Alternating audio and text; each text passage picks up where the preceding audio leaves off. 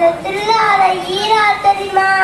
நம்ம விவசாயிங்க அவங்க சேத்துல காலம் வச்சானா நம்ம சோத்துல கைய வைக்க முடியும்.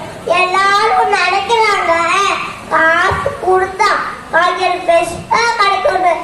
ஆனா அந்த காய்கறி கடைக்கு வர்றதுக்கு எங்கேயோ ஒரு விவசாயி வெயில காஞ்சி மழையில நனைஞ்சி வெயில செஞ்சு பார்பட்டு அழைச்சா நமக்கு காய்கறி கிடைக்கும்.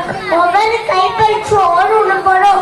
விவசாயிகள கஷ்டத்தை நினைச்சு பார்த்தா இங்க உணவை வீணடிக்கவே மாட்டீங்க. படைக்கிற கடவுளா தைரியப்பவும் கடவுள் தானே.